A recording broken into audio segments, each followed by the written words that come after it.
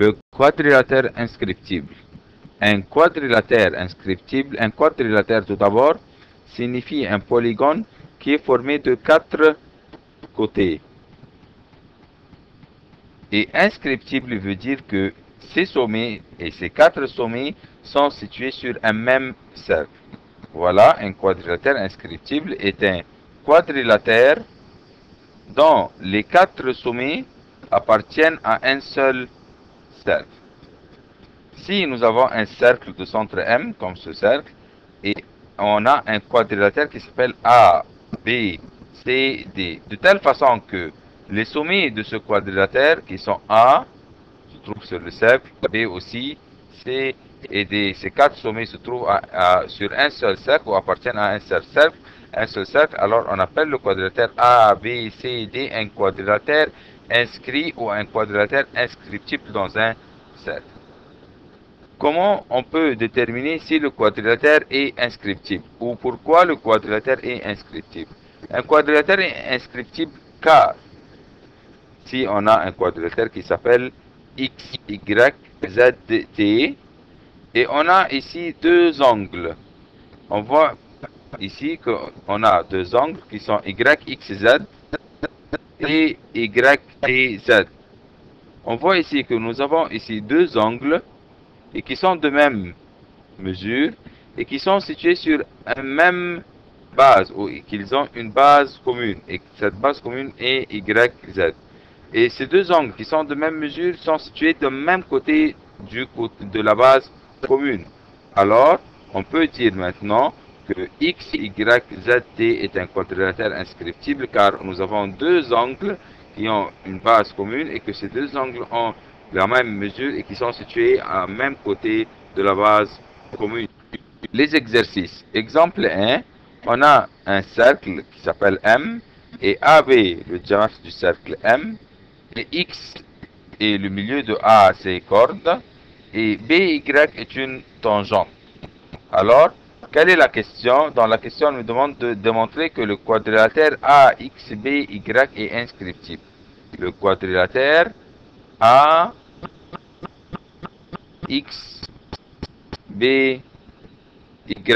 est inscriptible. Il veut démontrer que ce quadrilatère est inscriptible. Voilà, je vais maintenant... Voilà, il veut démontrer que ce quadrilatère est inscriptible. Comment on peut démontrer ça? Voilà, on sait déjà que puisque M est le centre du cercle et X le milieu de AC, alors MX est perpendiculaire sur AC. Pareillement, puisque MB est un rayon et BY est une tangente, on sait que le centre jusqu'à la tangente, on met un 90 degrés. De cette manière, nous avons 2 angles qui sont de même mesure et qui ont une base commune. Cette base commune est AY. Et ces 2 angles qui sont de même mesure sont de même côté de la base commune. Alors on va dire que AXBY est un quadrilatère inscriptible. Comment on va écrire cette démonstration? De la manière suivante. Alors, puisque X est le milieu de AC, puisque X milieu de AC, donc MX perpendiculaire sur AC. Et encore une fois, puisque BY est une tangente,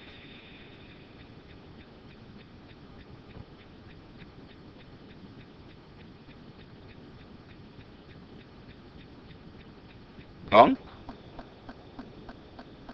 MB, BY est une tangente, donc MB est perpendiculaire sur BY.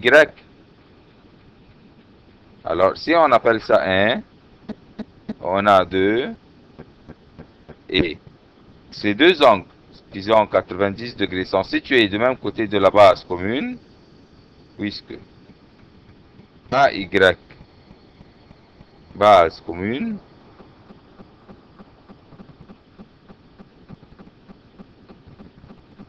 Donc, AXBY est un quadrilatère inscriptible.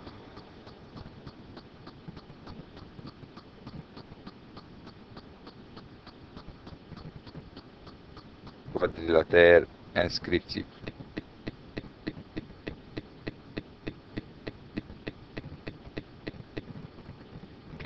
Un autre exemple, on a un cercle et on a un quadrilatère déjà inscriptible qui est A, B, C, D. On voit clairement que ce quadrilatère, ce sommet se trouve sur le cercle. Ce sommet se trouve sur le cercle. Et on a X et Y parallèle à AD. Démontre que le quadrilatère, le petit quadrilatère BXYC est inscriptible. BXYC. Le voilà, il veut démontrer que BXYC, que ce quadrilatère est un quadrilatère inscriptible. Alors tout d'abord, quand il nous demande de démontrer qu'un quadrilatère est inscriptible, on cherche deux angles qui sont de même mesure et qui ont une base commune et que ces deux angles soient de même côté de la base commune. Alors, on va voir. On a ici deux angles inscrits. Angle D est un angle inscrit. Alors, cet angle inscrit intercepte arc AB. Et aussi arc AB est intercepté par angle BCA qui est angle inscrit. Alors, mesure de l'angle D égale mesure de l'angle C. Car ce sont deux angles inscrits interceptant arc AB. Et puisque nous avons AD parallèle à XY, donc mesure de l'angle Y égale mesure de l'angle D, car ce sont des angles correspondants. Ils forment la lettre F. Voilà, alors mesure de l'angle D égale mesure de l'angle Y. Puisque maintenant mesure de Y égale mesure de C, alors, et ils ont une base commune qui est BX, donc le quadrilatère BXYC est un quadrilatère inscriptible. Et puisque le quadrilatère BXYC est un quadrilatère inscriptible, alors les conséquences que ce quadrilatère est inscriptible, mesure de l'angle XCBY est égale à mesure de l'angle YCX, car ce seront deux angles inscrits qui ont une base commune ou qui interceptent le même arc.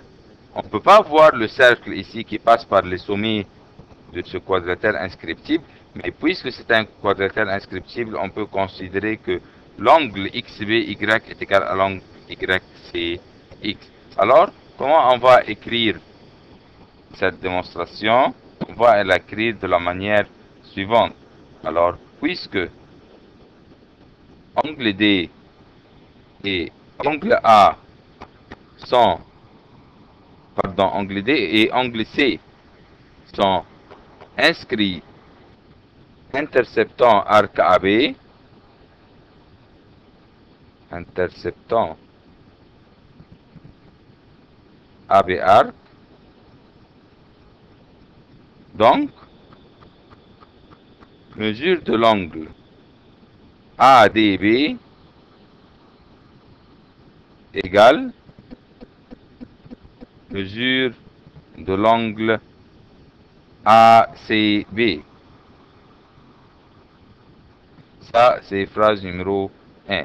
Aussi, mesure de l'angle, ou puisque AD est parallèle à XY,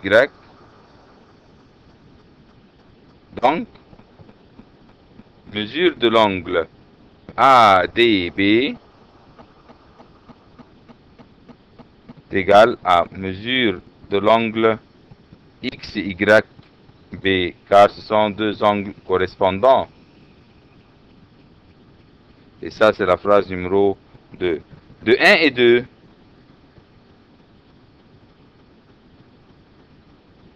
on voit que ADB, ça se répète, et ADB est égal à ACB et XYB. Alors, ACB égale XYB.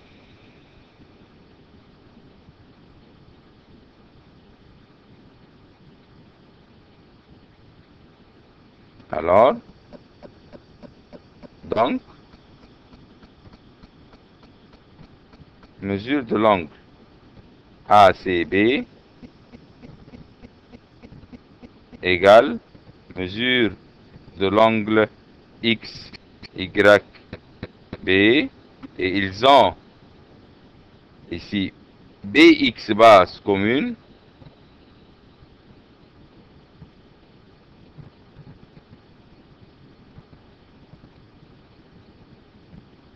donc BXYC est un quadrilatère inscriptible.